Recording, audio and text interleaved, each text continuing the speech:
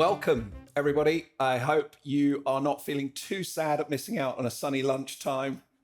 Sorry about that. But you are going to hear a fantastic speaker today, Scott Walker.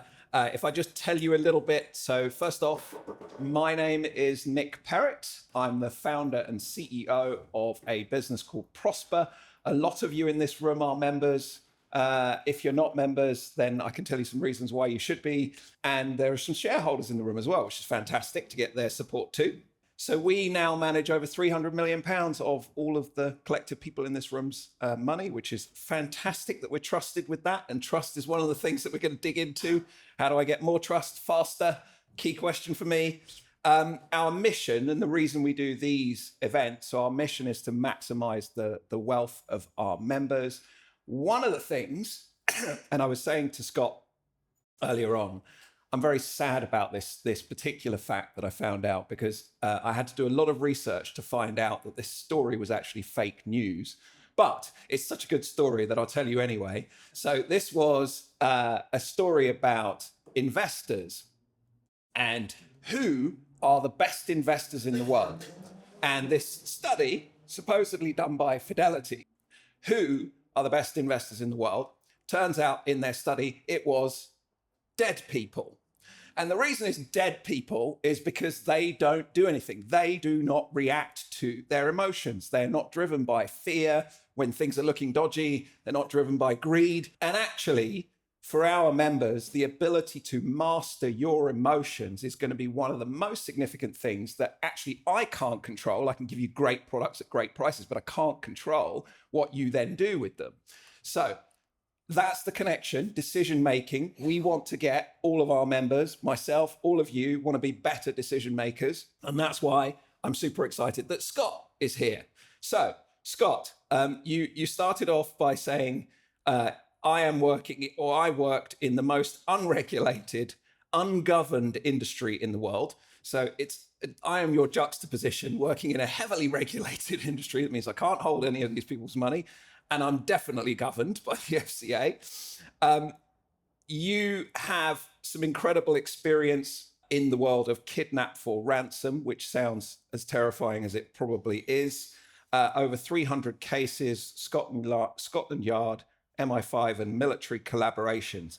One of the things that you point out, which I sort of reflected on, I thought, of course, some of the most difficult decisions in the world are life and death decisions. And I will warn the audience right now that one of the first things in your book is you need to get comfortable with being uncomfortable, which I really liked as a sort of a turn of phrase.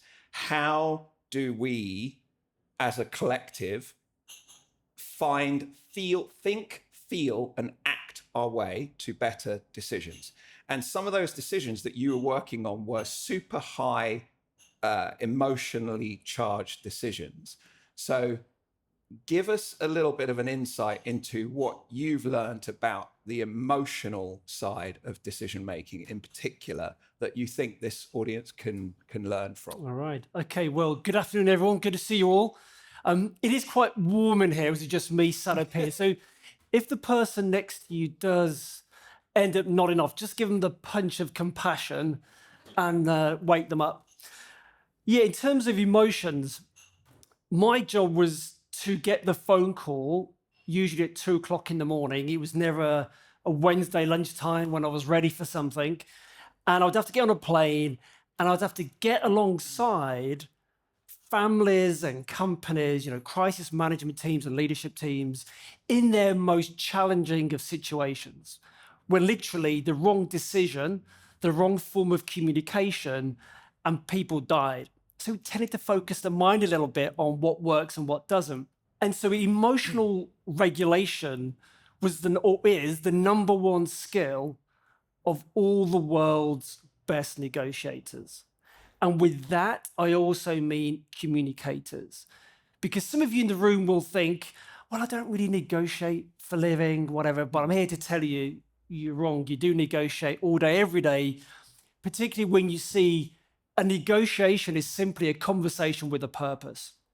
And so that in mind, I would walk into a room And if I was flapping or nervous or frustrated or let my own emotions get the better of me, how do you think that would go down with the family or the company? Not great. And actually, if I can tell a quick story, my very, very first kidnapping case, super excited, loads of eager testosterone. I'm going to go, Liam Neeson, going to save the world. And I raced across London to this tiny apartment. Was a family of 9 living there. And their youngest son had been kidnapped 24 hours before by a rival drugs gang. And my job was to sit with the family, the parents of their son who'd been kidnapped, and to guide them on what to say and how to say it. But unfortunately, due to their high emotions, they weren't listening to me. They weren't doing what I was asking them to do. And rather than staying regulated myself, I allowed my own emotions and frustrations to come to the surface. And I ended up turning around to his poor family, saying words to the effect of, what is it about what I'm telling you that you just don't understand?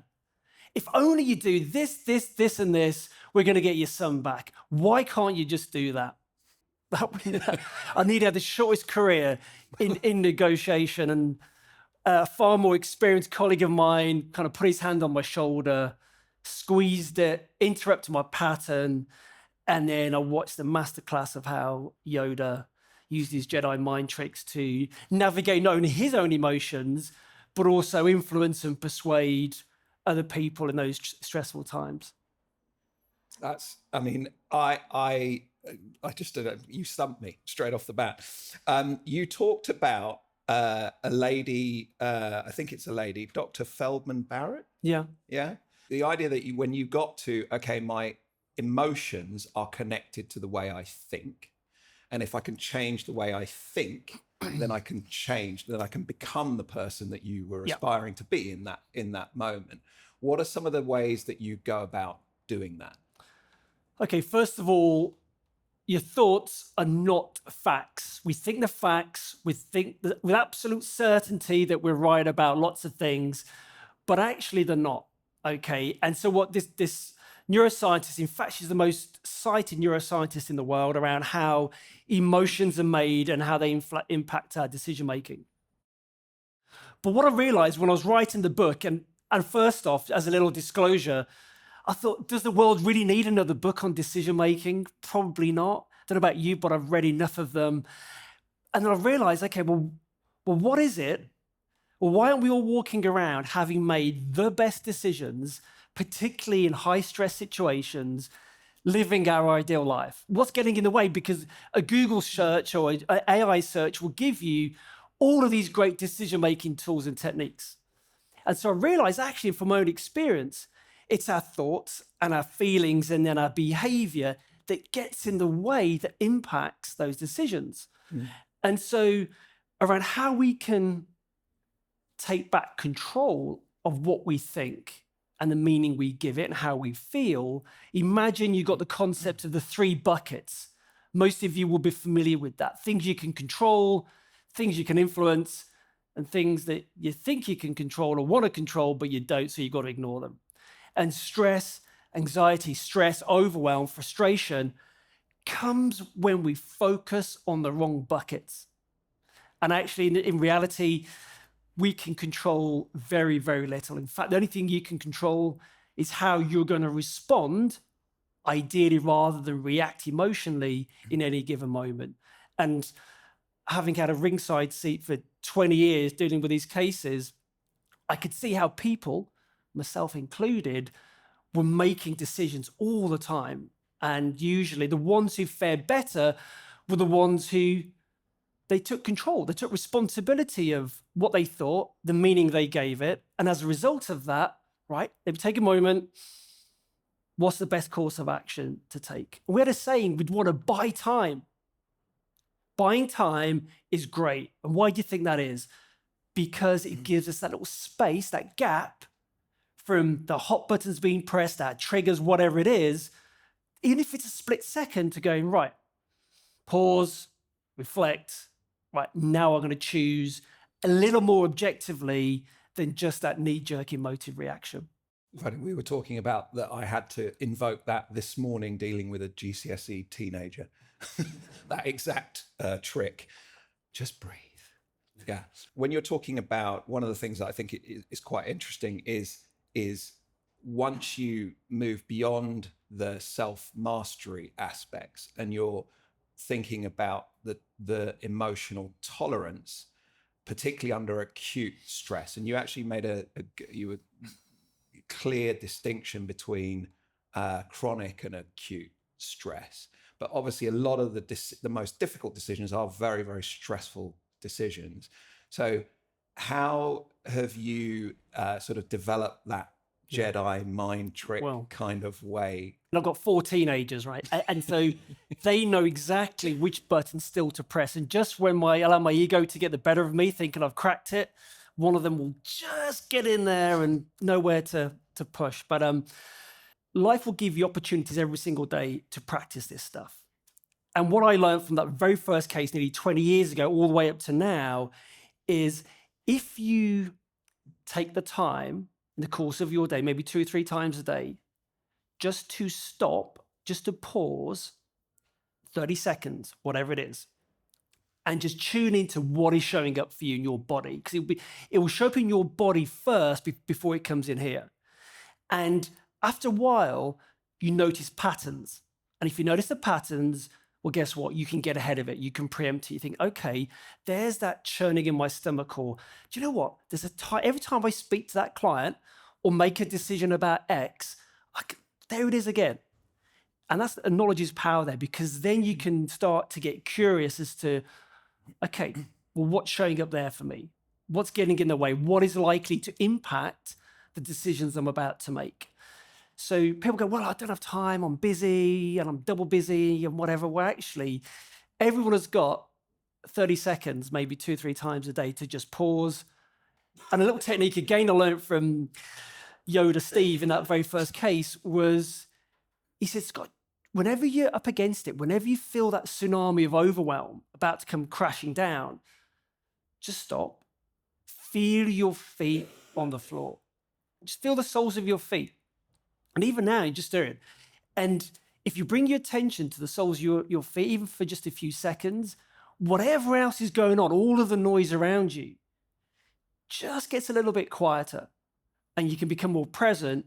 And again, all you've got to do is buy yourself a second. And then you can respond rather than react. And that could, for some of you, that can make the difference of a few million pounds or a life decision that's going to impact you for the rest of your days.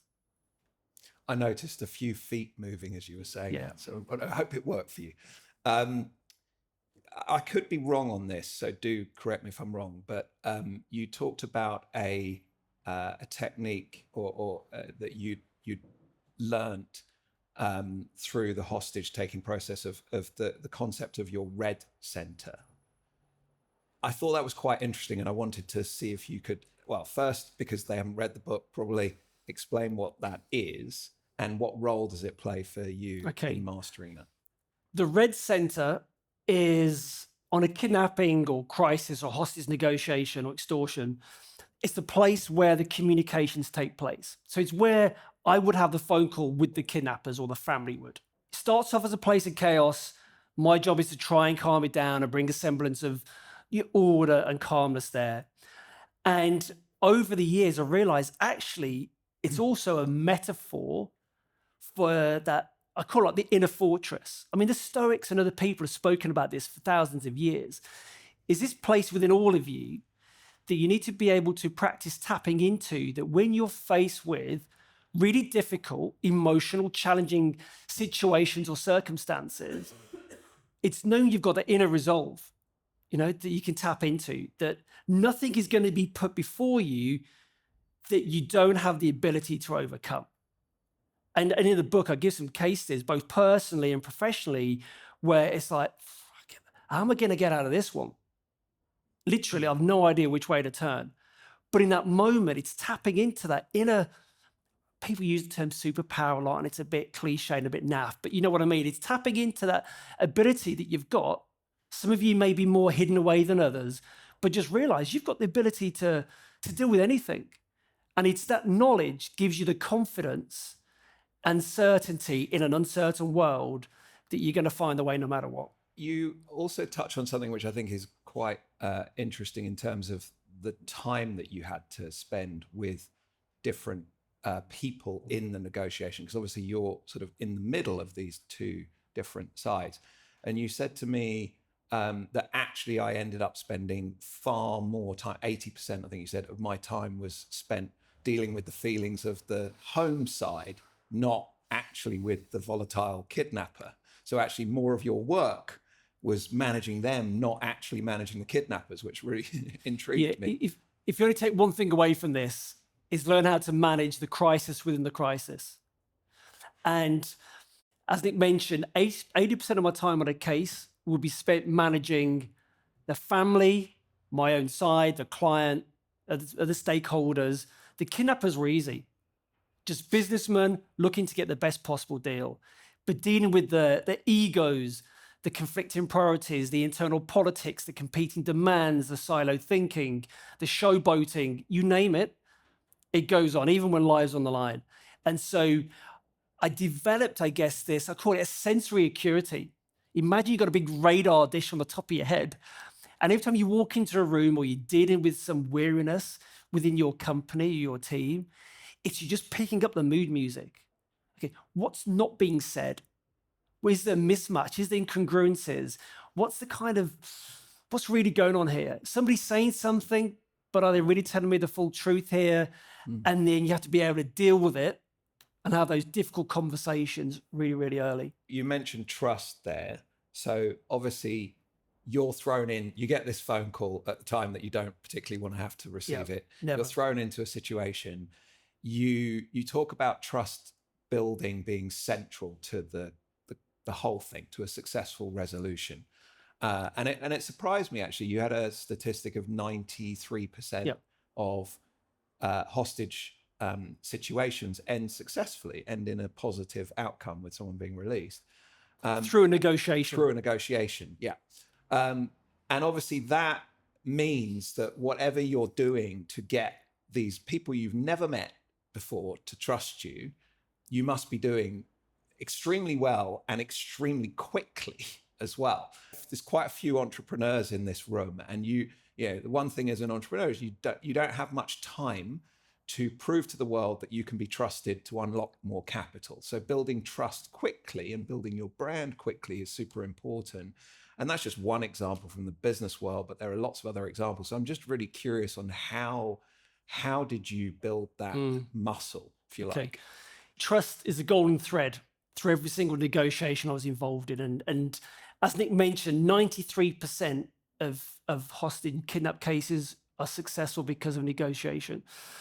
And the negotiations could be over days, weeks, months, and occasionally years. All right. I had nothing in common with these guys. I didn't want to talk about football or any other sport or go for a beer or have a coffee or chit chat about where we all went to school together. None of that. What I had to do was demonstrate that I could follow through what I say I was going to do. And if I said I was going to be on the phone call to hear from them between 2 and 4 o'clock the next day, I sure as heck was going to be on the phone call ready to speak to them between 2 and 4 o'clock the next day. And it was two sides to that. If they didn't do what they said they were going to do, I would call them out. There was something called the conflict call. And this is why most of us will shy away from difficult conversations. And I'm sure there's some people sat here thinking, yeah, I know there's a conversation I need to have, but I've been putting it off. Those kind of conversations. And it was calling them out. It's being candid with them.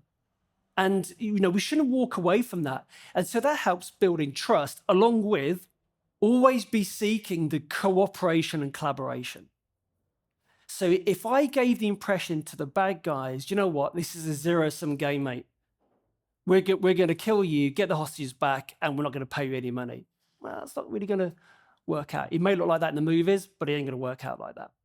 And so it's always be looking at, we need to find cooperation and collaboration, and that applies to negotiating with your family, with clients, with colleagues. And if you do that, and never underestimate the power of likability. even with people you don't like and you don't know. It's not wanting to be liked, there's a difference. One is you're searching for external validation. One is you're just being a decent person who wants to try and get some kind of collaboration done. That's the difference. And all of that helps you to build that trust.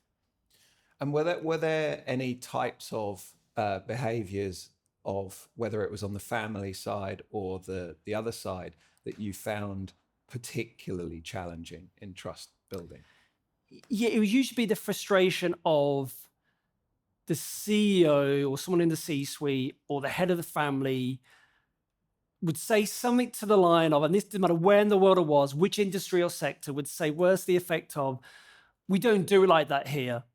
Or the way here we do it slightly differently, or whatever it is, and would have their adamant opinion about this is how it's going to be done. I said, if you do like that, this is going to go on for 6 months longer, or they're going to come out in a body bag. But at the same time, it's not my job to make them wrong. And that's a key thing when you're looking to influence and persuade somebody that you disagree with. First, you want to align with them before you then redirect them.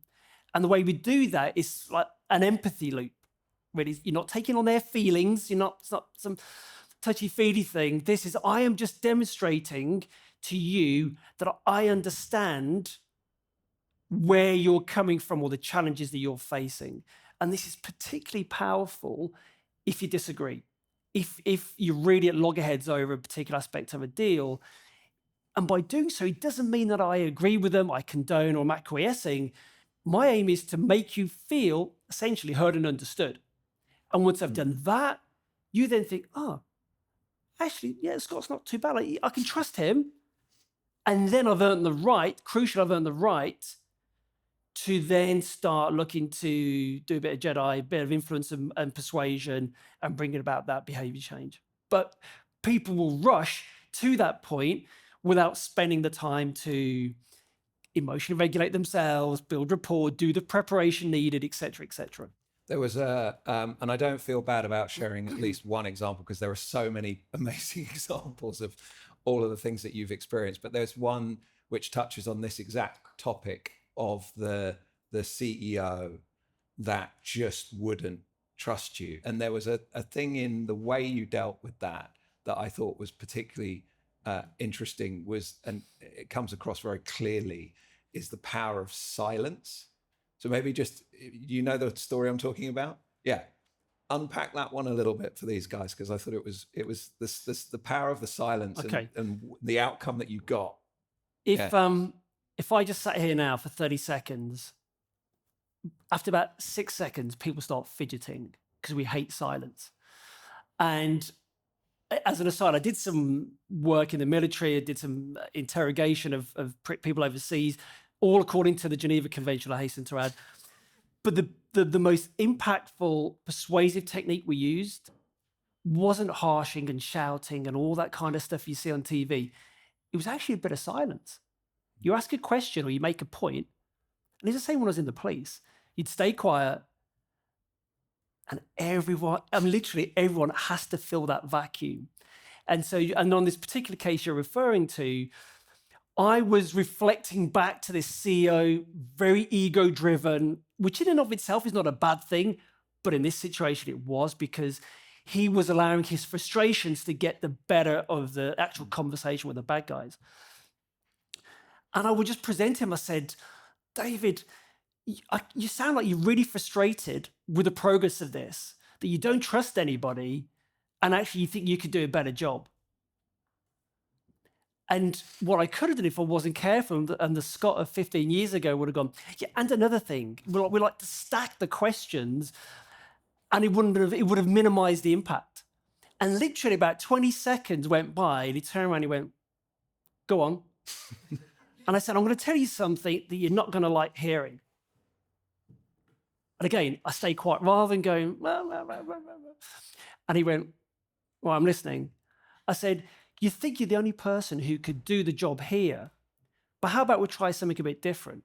How about you listen to the advice that we're going to go through, you put it into practice, and if it wins, you claim all the credit. If it doesn't, You can blame the advice you got from me coming in. Either way, it's a win-win for you.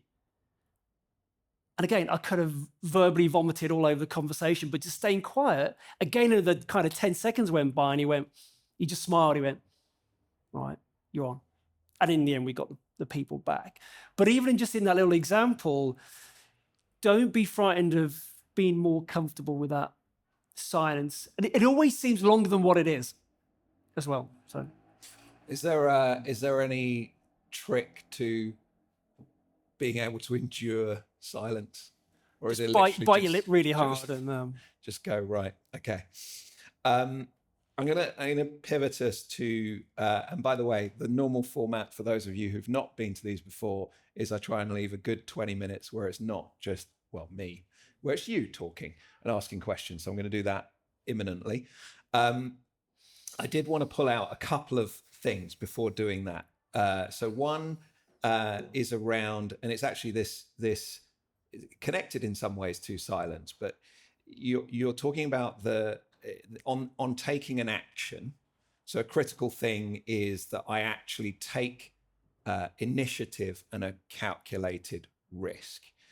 If you're in a high stress situation where you are probably overwhelmed, or well, let's assume that you've got a bit of overwhelm going on, you're trying to regulate yourself, you've got a bit of possibly analysis paralysis where you don't know what thing to say next.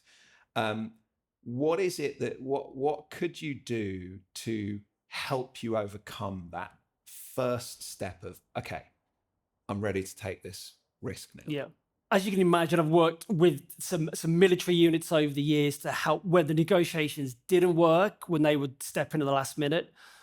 And the something I learned from them was this concept of, I mentioned it earlier, even in the middle of a firefight and it's looking like it's going wrong, they would still take a moment to pause. Literally, almost, they call it like a helicopter view or balcony view, where you literally take a step back, have a little look around, okay, what's going on, reflect. And again, you think, like 20 seconds has gone by, but actually a nanosecond has really gone by in reality. And you're like, right, it's given me this slightly, you want to zoom out. Because normally when you're hit by stress and overwhelm, you zoomed in, you're laser focused on whatever's in front of you. But if you could just zoom out, zoom the lens out and go, oh, actually, well, what's my main outcome here? You know, be outcome focused. Okay, where are we supposed to be going with this? Oh, right, okay, now it's clearer. And then you can zoom back in. Excuse me. And not sure in that book, in the first book, I talked about something called the immediate action drill. Again, I learned the hard way of not doing it and discovering what worked, was when you're hit by that stress, whatever it is, it's the first step is a bit like what Steve did to me with the shoulder. In the first case, is just interrupt the pattern. Okay, it could just be changing your breathing, or if you sat down, you stand up, or whatever it is. And then you allow the cortisol and the adrenaline to pump, to course through your body, and normally takes about 90 seconds or 2 minutes. If it's going on a bit longer than that, actually, that's not the biological thing. That's you press and repeat in your head. You know, you're stuck in a bit of a story there, a bit of a loop. And so what I learned to do was feel the feeling, but drop the story.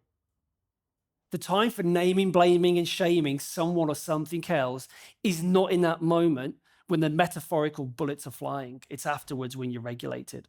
So it's that immediate kind of interruption, pause, feel the feeling, and then once you're regulated, you then got the space to ask really powerful, good, really good questions. So what was all that about? What's the opportunity here? What did I miss? What don't I know yet? And all these kind of questions, which when you're in the firefight, metaphorically, that's the last thing on your mind. Does that make sense? Yeah. Yeah. There was one thing which I don't remember reading in the book, so apologies if I missed it, that I wanted to ask you about, which was, let's say you're successful in doing the things that we've talked about. So doing the kind of emotional regulation, the step back, the thinking, really feeling the situation, making the first step. you then got an outcome, whatever that outcome is. And I'm assuming in your line of work, some of those outcomes are positive and some of them are sadly not positive. Touch wood, they've all been positive. Okay, well done you. No, And I'm assuming you, after the fact, then feel pretty emotionally drained, exhausted. And you then might get another call tomorrow morning and you've got to go and do the same thing again. Or I haven't even got home to Right. get the second call, but yeah. Right. Yeah. Well, so you go straight there, blimey. Okay. So how do you think about recovery for yourself? Again, the best lessons in life are ones you learn yourself the hard way, right? And so another one I learned was this ability to observe but not absorb the emotions that are playing out in front of you. And the metaphor, the image I like to use is I imagine myself stood on a riverbank, and in front of me, you've got this swirling, fast-flowing river, which are your emotions.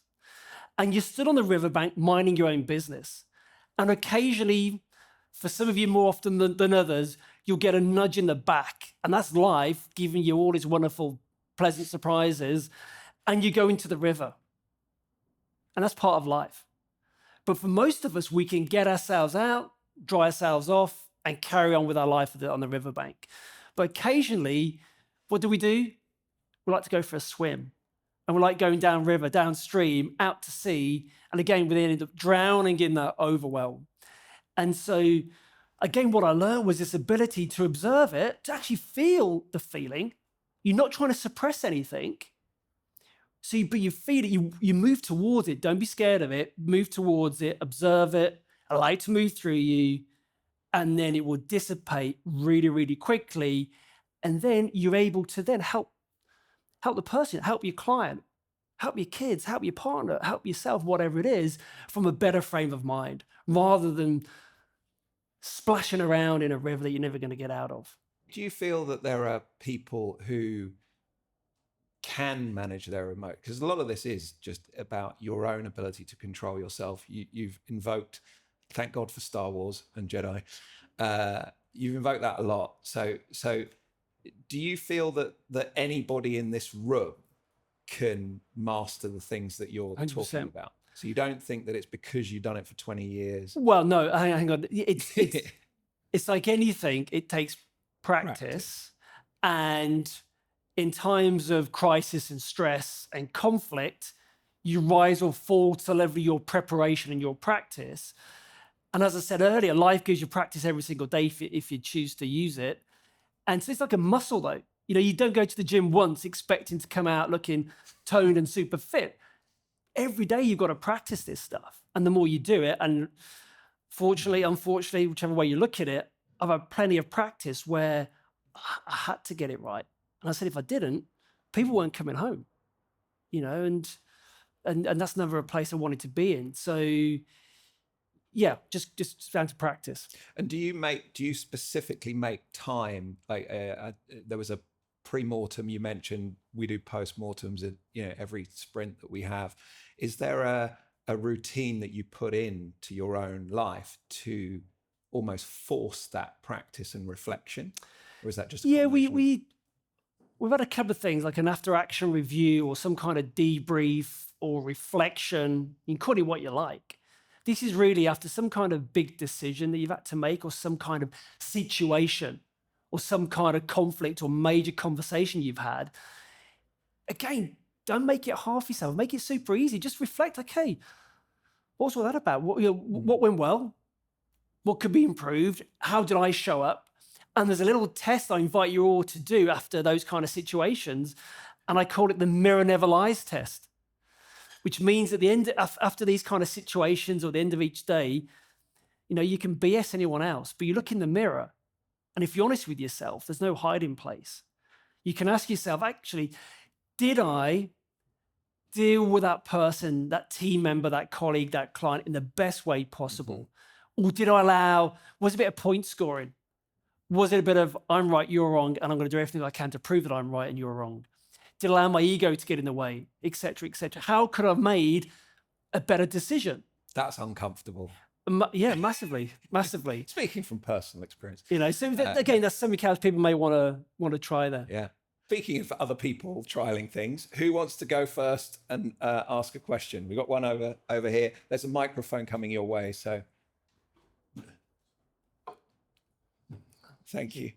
I did a little bit of like negotiation training through work. And one thing they always say is you want to almost get the other side to blink first in terms Yep. of trying to gauge what sort of offer, what is acceptable. How do you almost build up the tension, or by the time when, especially on your home site, they just want to say stuff which could be antagonizing or being able to incite, and then it kind of spiraling out of control? Because I look in a business sense, I think about, okay, if I'm negotiating with someone, I don't want to say what my pricing is or something like that. I want to kind of by that time where they start suggesting what is acceptable, etc. I always say, well, first of all, again, I want to bring more curiosity than assumption, because assumptions are like earplugs. They just get in the way of because the other side, whether or not it's a potential client or a kidnapper, will tell you their pain points. They will tell you everything you need to know about how your product or service can or can't help them. And so I'm just really curious. I'm like, where are you at right now? What's going on? They'll tell me, I reflect it back. This is in a business setting, demonstrate some empathy, make sure I get it right. And okay, well, what solutions have you tried, haven't tried, etc. And then when it comes to price, it's, either what's your budget? What's your price point? What's your initial offer? And then if people, well, no, you go first. Well, I'm just curious. Just tell me, And invariably, most people will then tell you what their pain points are, what solutions they've tried and haven't tried. And then all you do is you're just offering something that's going, is going to help them, and you get them to tell you how much they're potentially going to bid for, and that could be an anchor. We call it an anchor price, and it may be set really, really low, and you think, mate, you're taking the mickey there. And so then you come back with well, actually, we'll take this off the table, or whatever it's going to be. Or if it's the way around, you can set it high and come down. If you could go back in time and allocate 1,000 hours of learning, where would you rather be? On the shoulder of Yoda or in a classroom learning neurolinguistic programming? Okay, well, can I do both? Let's negotiate this. With the NLP, we did some of that as part of the initial training. But I think also, if I'm going to be mentored, or I'm going to observe, or I'm going to sit at the right-hand side of a CEO or an owner or a founder who's been around a long time, I'm going to save myself 10, 15, 20 years by tapping into that vast well of knowledge and experience of that person. And that's the same what I did with more experienced negotiators. I would sit alongside people who've been doing it for 20 years. And I would just be watching a masterclass in how to do it. And yes, I then need to do it myself because that hardwires the muscles in me. But yeah, just sitting and observing people who know what they're doing and have got some experience is time well spent as well. Communication, from my perspective, is split in two distinct spheres. One is the verbal, the language you use, and one is the non-verbal aspect, like your posture, your attitude, your face dynamics. So how do you deal with situations where what someone is saying, as in the language they're using, and the way they are presenting themselves doesn't align? So if someone says, I'm willing to negotiate, but their body language and everything else is saying, absolutely not. Okay. The thing with body language, despite what you might read or have been told, it's a really nuanced study, and you have to know somebody pretty well and get a really strong baseline before you start jumping to assumptions around stuff. Yeah, it's just one of many things you can factor in, but you don't need to be an expert in body language. When you're chatting to somebody, you think, you just got that gut reaction, that intuition, thinking, do you know what? I don't believe you. You ask yourself, do I trust this person? He's telling the truth. I could do business with them or follow through with whatever. And so you're going to pick that up. And I think we've got that ability. We perhaps just need to tap into it and trust our gut far more there, really. And if need be, you just ask them some questions, It seems like you're actually on the fence about this deal. Even though they said, no, I'm really up for it. Well, sounds like you're perhaps on the fence because you've picked up a mismatch in their body language, perhaps. In the conversations that you have or negotiations, my assumption is you want to be impartial. So how do you recognize and stop personal bias influencing these conversations? Okay, it's a great question. At the end of the day, I'll go back to what is the primary outcome of this negotiation. And with the kidnapping, it was always, always, always the safe and timely release of the hostage for an appropriate amount of money in order to mitigate against future kidnappings. Because if I just paid, the demand comes in for $1 million and we pay $1 million within 24 hours for you, what message is that going to send to the kidnappers? Easy money. I tell you what, we're going to keep the courier, keep the money, keep you, and then tell me, thanks for the deposit, now we're ready to negotiate. And so it's being able to take a step back and go, okay, what's our outcome here? And just use that as you guide yourself through so you can stay on point and so you don't get distracted. And, you know, it's having a small team around you as well. We'd always work in a small team, ideally an odd number, where you just call each other out on your BS or on your biases. Is that you do realize that you're trying to push the client down a certain way, which may not be in their best interests. And so it's then having the self-awareness and the emotional intelligence to go, yeah, okay, and then pulling back and then redirecting back on path. I'm guessing that the diversity of your team then was super important, like diversity in every sense, like cognitive or Yeah, I mean, there was lots of similarities. Basically, you were trusted initially by yourself to get on a plane, disappear, be out of contact for 3 weeks, a month, and expect to have negotiated the release of the hostage, pay the ransom money, debrief them, got them out, check the medical history and all of that stuff without any help from anyone else, within reason. So people had that mindset who could do that and the resilience to do that. Interesting. You mentioned to this lady to follow your gut instinct, but you've also said where you get emotionally involved, that's not necessarily good. How do you work out the balance between that and action? So you line it up. You line it, okay, my gut is telling me this, and that normally will be quicker than your intellectual processing. And then it's when you've got a disconnect between my head is saying one thing, but my gut is saying something else. And then you just need to get really curious with yourself as to, okay, what is the real issue here? Not what I think it is. Let me go 3, 4, 5 levels deeper. And there's a great exercise called 7 levels of why. You come up with an answer and you go, okay, well, why is that important to me? Okay, well, why is that important to me? Or whatever the situation is. And you'll get the real issue, because when everyone's dealing with people in a crisis, the real issue, the presenting issue, wasn't normally the issue at all. And so you've got to listen for it. You've got to get really deep behind that. And that includes you starting with yourself. But normally, if you get to debate it, go with your gut more than you. Yeah, it's just knowing what's your gut and actually where you're just emotionally charged. And yeah, another thing on that, if I could, is that you think it's your gut, but it's just your limiting belief, or it's just a something else that you're stuck in. So you need to have enough practice of discerning. This is genuinely my intuition versus it's a flawed belief, maybe. And how do you do that?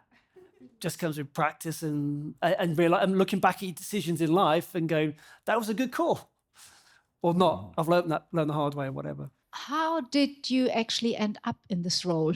Well, you know that conversation you have at school with the careers advisor, and he goes, so what do you want to do? Do you want to drive a train? Do you want to be a plumber? Do you want to be a kidnapper? No, I didn't have that at all. And sheep farmer. Sheep farmer. Most people who do it, it's their second or third career. So yeah, I was a detective here in London, Scotland Yard, for 16 years. And the last few years of that was spent dealing with kidnapping operations. And I then turned 40, and there's a story which I won't spoil, which is in the book, which made me really rethink my life and where it was going. And then I left the police and I went into the private sector, where it's a multi-billion-dollar industry. And yeah, I have to say it's there's no greater reward for me, at least, is seeing the hostages coming out months later and being reunited with their family. I mean, it's second to none in terms of the satisfaction, professionally and personally, as a human being, to get that. And then being able to apply that to the business world and see similar but different results, because human beings are human beings, right? And we all operate very, very similar wherever we are in the world, in geography and gender and culture, what have you. I loved what you said about observing, not absorbing. It reminded me, a palliative care nurse was telling me about how she sees empathy as walking in someone else's shoes, but keeping her own socks on. And I like that. I've never heard that before, but I like that, yeah. I wondered, that view of empathy where you are keeping your own socks on, do you have any advice on how you do that in your personal life, where maybe there's more emotional investment, more personal investment in the outcome of the person? Yeah, I know what you mean. We were speaking about this earlier. Teenagers, yeah, I've got 4 teenagers, and my partner stood at the back of the room as well, so she's probably a better person to ask. I think the reason why it's much harder in our private lives is because we're far more personally involved, and actually it's probably linked to identity.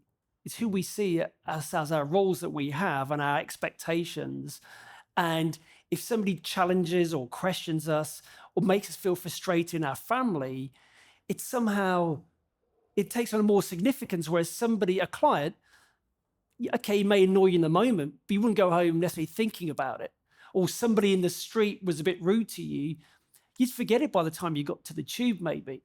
And so, again, I think it comes down to practice. And my kids now, whenever they press my hot buttons, they just turn around with a sly smile and say, "We're giving you some mindfulness practice, Dad."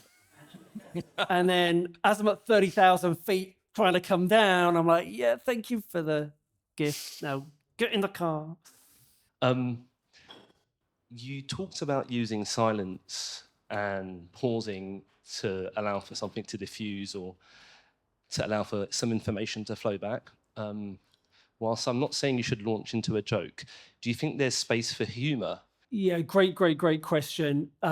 Yes, some of the most funny, literally funny belly laugh moments where I can't breathe, when you're laughing, when you can't breathe, has been probably the most dangerous situations. Not necessarily with the kidnappers, because they'll just be really awkward, but certainly within the team, if you had to diffuse a situation, and normally there'd be lots of self-deprecating humor as well. But yeah, a well-timed, it's a pattern interrupt. Again, you're interrupting that negative spiral. And yeah, I've literally just laughed so much on some situations that to an outside observer will go, "Well, that's just being a bit disrespectful, isn't it?" I said, "Hey, it's a serious job, but it doesn't mean that you can't have a bit of fun doing it. If that means we're going to be able to do a better job and then help other people as well, rather than taking it so seriously." Then, in terms of managing emotions and your own reactivity to certain situations, and in kind of written communication, I have a couple of tricks that I use. Generally, you always remove the recipient. That makes like another step when you write an email. Oh, I have to add it. Is this what I want to say? You mentioned in verbal communication that you take a step back, stop, pause, silence, and all of that. But do you have any tips or tricks, like trigger points that you think of to make you do that in the moment? yeah, the first thing about emails or texts, probably 20, maybe 30% of all the cases dealt with was done electronically. So a text message, or like the cyber extortion cases, would obviously be usually by email or some other encrypted means. And so the same principles of communication apply there. But in terms of, I think what you're saying there is about managing yourself it's effectively... To remind yourself. Yeah, it's leaving your email in drafts, but in other situations. It goes back to that pause, feeling your feet on the floor, and just buying yourself time, thinking, before press send, or say something, let me just take that slight step back. Yeah, but what is your thought process, your trigger to ensure that it happens every single time? You just do it. Yeah. You just, okay, today, when I'm going to, and again, that's why I said, if you can set your alarm on your phone for 2-3 times a day, even when life's going swimmingly for you, to just practice tapping it, to just tuning into, I've got to sit here 20-30 seconds, feet on the floor, and I'm just going to notice what shows up. It develops the prefrontal cortex in your brain, reduces the amygdala firing off. So when you get the email or the comment that you want to respond to in the moment, what you're going to give yourself a bit more time, and the prefrontal cortex is going to be in the driving seat more than the amygdala, which wants to go, well, screw you, or whatever it happens to be. So you spoke a lot about rationality taking precedent over emotion, and that being the most optimal strategy. But is there any value to or use of emotion, either in yourself or in the opposing party, as a lever or a tool in your toolbox? Okay, just to clarify, I'm not saying rationality wins over emotion. What I'm saying is every single decision that you make, every single one, from the clothes you're wearing to where you're sat, to the food you eat, to where you live, is governed by emotion. And then you'll justify it rationally afterwards. We think we're rational creatures, but we're feeling creatures that think, not thinking creatures that feel. And so you want to earn $1 million a year, you don't want a million pieces of paper with pictures of dead people on it. You want the emotions, the feeling, whatever it is that comes with earning $1 million a year. And I think being aware of that, being aware of what drives you emotionally, what is driving your decision making, you can then overlay, as we spoke about here, you can then overlay the rationality so it joins up. Yeah, so some people would be more rational than others.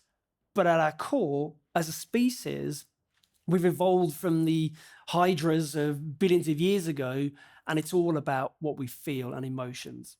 And most people will make decisions, important decisions, emotionally, which we do, but we need to make sure we can overlay that with a more of a rational perspective as well, just to make sure our emotions are telling us the truth. Because you and I could experience the same situation, yet we're going to experience it completely differently based on our upbringing, our frame of reference, whatever else, which means you and I would experience different emotions for the same thing. Like you, I have teenagers at home. And so as you know, teenagers are sort of developing their prefrontal cortex. It's all over the place.